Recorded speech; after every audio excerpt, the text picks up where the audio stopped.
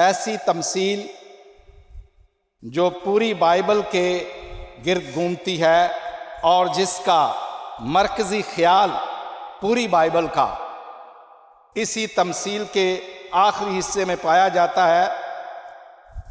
میں تم سے سچ کہتا ہوں کہ اسی طرح 99 راست بازوں کی نسبت جو توبہ کے محتاج نہیں، ایک تائب گناہگار کے باعث آسمان پر زیادہ خوشی ہوگی۔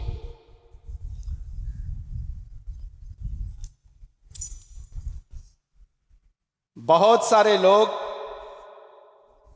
یہ سمجھتے ہیں کہ اس تمثیل میں کھوئی ہوئی بھیڑ کی جو تمثیل ہمارے سامنے رکھی جاتی ہے صرف ایک بھیڑ کے بارے میں ہے، لیکن بھیڑ سے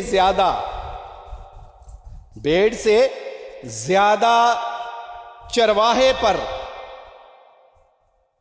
اس کی ذمہ داری پر، اس کے کردار پر، اس کی سوچ پر اس وقت دلائی گئی ہے، کیونکہ بھیڑ کا کھو جانا اس کے معنوں کو بھی ہم نے سمجھنا ہے کہ بھیڑ کیوں کھو جاتی ہے۔ 99 بھیڑوں کی تمثیل، 100 بھیڑ کی تمثیل دی گئی، اس میں سے ایک کھو گئی، ایک بھیڑ کھو گئی۔ یہ بھیڑ کیوں کھوئی؟ سوچنے والی یہ بات ہے کہ یہ بھیڑ کیوں کھوئی؟ یہ بھیڑ اس لیے کھوئی کیونکہ اس کے سامنے کوئی اور طرح کی چاشنی تھی، کوئی اور طرح کی رنگینی تھی، کوئی اور طرح کی دلکشی رکھی گئی تھی، اس لیے وہ بھیڑ خانے سے نکل کر ان بھیڑوں سے علیحدہ ہو گئی۔ جب وہ کھو جاتی ہے تو اس کے سامنے بہت ساری چیز، ہو سکتا ہے اس سبزے سے زیادہ جو بھیڑ خانے میں مل رہا ہے اس سے زیادہ اچھی چیز پیش کی گئی ہو اور وہ اس کی دلکشی میں آ گئی ہو، اس کی خوبصورتی میں آ گئی ہو، اور وہ بھیڑ وہاں سے نکلتی بھیڑ خانے سے بہت دور چلی گئی۔ اب یہ دیکھنا بھی ہے ایک بات کو کہ اس بھیڑ کو نکال کر لے کون گیا؟ اس بھیڑ کو بھٹکایا کس نے؟ اس راستے پر لے جایا کس نے؟ یہ ایک ابلیس کا کام تھا، جو دلکشی کی چیزیں پیش کرتا ہے اور لوگ بھٹک جاتے ہیں۔ ہمارے سامنے زندہ مثال ہے مائی ہوا کی۔ حضرت ہوا بڑے سکون کے ساتھ، بڑی خوشحالی کے ساتھ، بڑی خوبصورت زندگی کے ساتھ عدن میں تھی۔ وہ دونوں میاں بیوی آدم اور ہوا اچھے طریقے سے زندگی گزار رہے تھے، ایک سچی زندگی گزار رہے تھے، خدا کے ساتھ زندگی گزار رہے تھے، خدا کے ساتھ زندگی گزار رہے تھے، لیکن ابلیس نے ایک پھل کا دھوکہ دے کر انہیں، اس کی چاشنی کا دھوکہ دے کر اس نے اس کی آنکھوں کو اس طرح سے توڑ مروڑ کر سامنے پیش کیا کہ دیکھ یہ پھل کیسا ہے، تو اس کی آنکھوں کو بھی بھلا لگا، خوبصورت لگا، دلکشی بڑھی، اور اس نے وہ ساری نعمتیں جو عدن کے اندر تھیں ان سب کو خیر باد کیا، اور صرف اپنے اس رازق کی، اپنے اس مالک کی، اپنے اس رب کی دین کو ٹھکرا دیا۔ جو عدن کے اندر ساری نعمتیں تھیں ان سب کو ٹھکرا دیا۔ اور اس نے ابلیس کی بات کو مان کر اس درخت کے پھل کو کھایا جس کے لیے خدا نے اسے منع کیا تھا، اور وہ باغ عدن سے نکل گئے۔ خدا نے ان دونوں کو باغ عدن سے نکال دیا اور بھٹکتے پھرتے تھے، بہک گئے۔ لیکن اسی طرح یہ بھیڑ آج کسی چاشنی میں آ کر، ابلیس کی چال میں آ کر بھٹک گئی ہے، اور بھٹکتی بھٹکتی پتہ نہیں کہاں کی کہاں چلی گئی، کہاں چلی گئی۔ لیکن مالک ہمیشہ، اس کا بنانے والا ہمیشہ، اچھا چرواہا ہمیشہ اپنی بھیڑوں کی فکر کرتا ہے۔ جس طرح عدن میں خدا نے آدم کی اور حوا کی بھی فکر کی اور ان سے وعدہ کیا کہ وہ اس ابتری کی صورت سے، اس نفرت بری صورت سے، اس بے چینی کی صورت سے تمہیں واپس لائے گا۔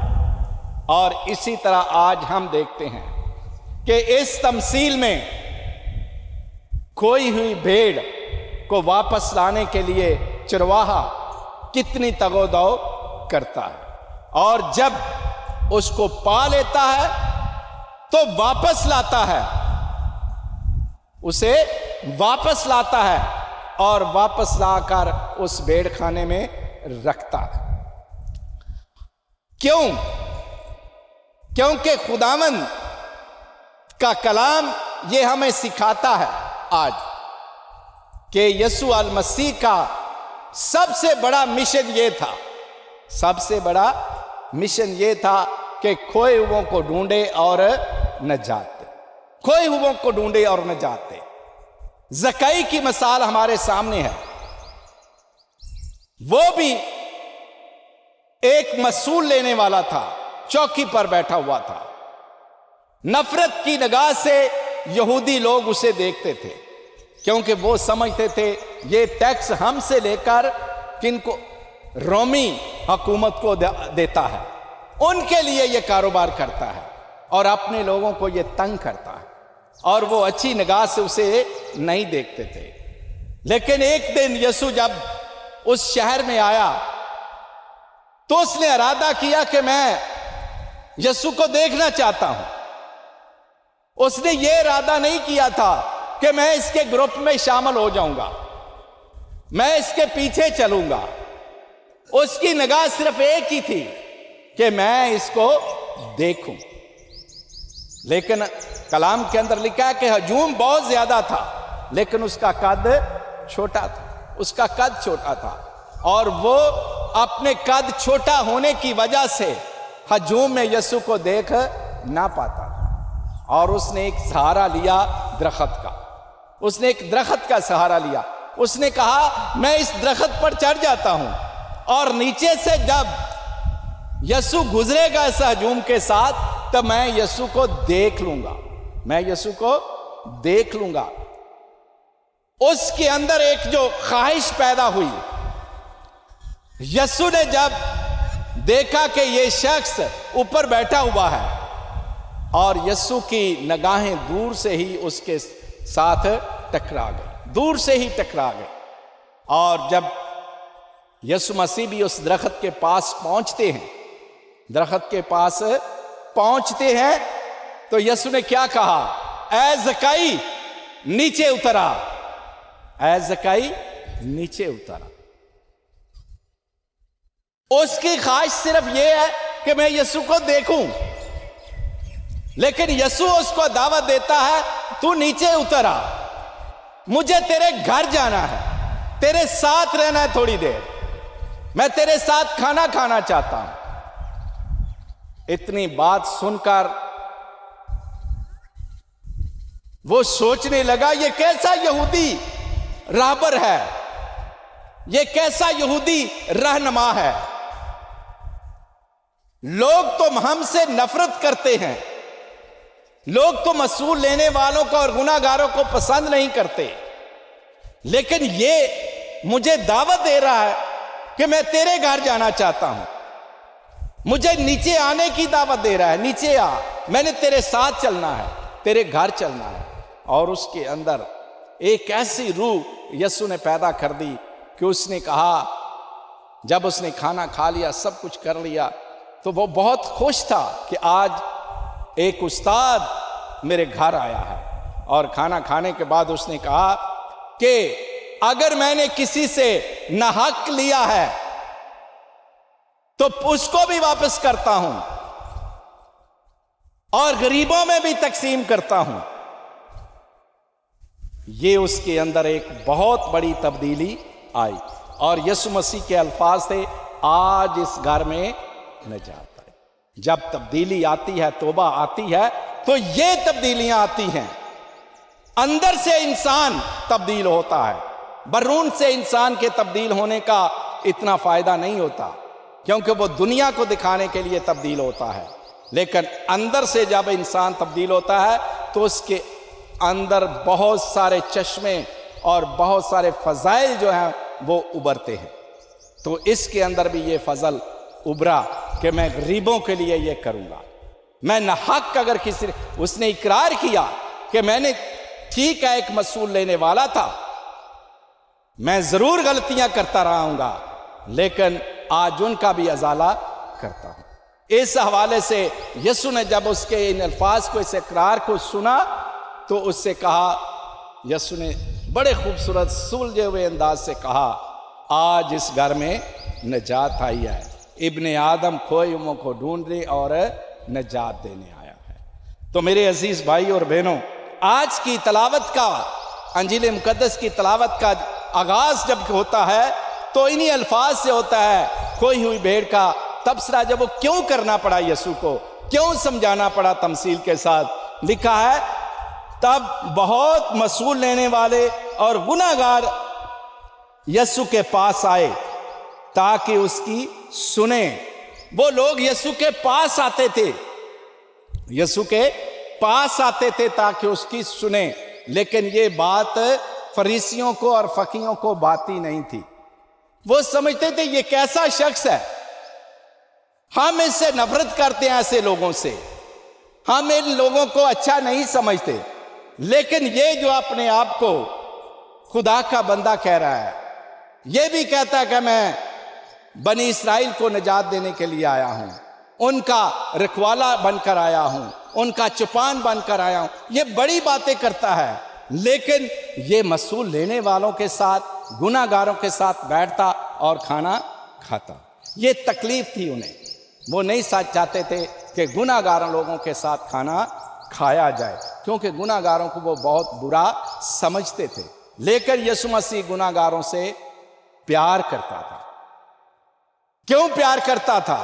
اس لیے وہ کہتا تھا کہ جو توبہ کے لائق ہیں ان کو توبہ ملنی چاہیے، اور جن کو توبہ کی ضرورت نہیں، میں ان کے لیے زیادہ نہیں کام کر، وہ تو آلریڈی راست باز ہیں۔ تو ڈاکٹر کی کس کو ضرورت ہوتی ہے؟ تندرست، کبھی تندرست بھی ڈاکٹر کی دکان پر گئے ہیں، کلینک پہ گئے ہیں اور جا کر بیٹھ جائیں، یہ ڈاکٹر صاحب دیکھو، کبھی نہیں، ہمیشہ بیمار جائے گا۔ تو اسی وجہ سے آج یسوع مسیح بھی یہ کہہ رہے ہیں کہ ان گناہگاروں کو ضرورت ہے، ان رد کیے ہوئے کو ضرورت ہے، خدا سے دور کیے ہوئے کو ضرورت ہے کہ وہ توبہ کرے اور دوبارہ گلے میں واپس آئیں۔ اور یسوع اس گلے میں جس طرح اس بھیڑ کو لایا، اسی طرح مجھے اور آپ سب کو، جو ہم لوگ گناہگار ہیں، جو بھٹکے ہوئے ہیں، جو خدا سے دور ہیں، ان کو واپس لانا چاہتا ہے۔ آج ہم اس بات کو سمجھنے کی کوشش کریں کہ ہم کس طرح کے اچھے چرواہے ہیں۔ اگر آپ زبور نمبر 23 جب پڑھتے ہیں، جو کہ بہت مشہور زبور ہے، اور ہر بچہ تقریباً اس زبور کو زبانی یاد بھی کرتا ہے۔